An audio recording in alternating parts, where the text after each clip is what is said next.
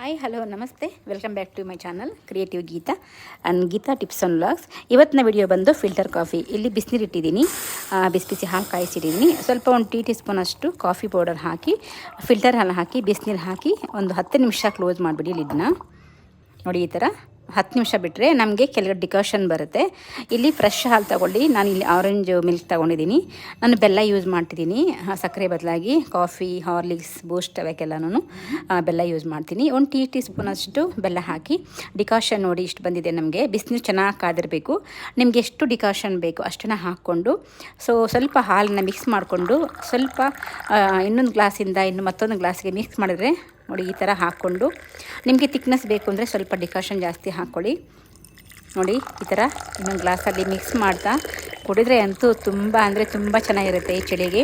ನಿಮ್ಗೆ ಯಾರಿಗೆಲ್ಲ ಚಳಿನಲ್ಲಿ ಕಾಫಿ ಇಷ್ಟ, ಫಿಲ್ಟರ್ ಕಾಫಿ ಇಷ್ಟ ಅಂತ ಹೇಳಿ. ನೋಡಿ, ಸೂಪರ್ ಆಗಂತ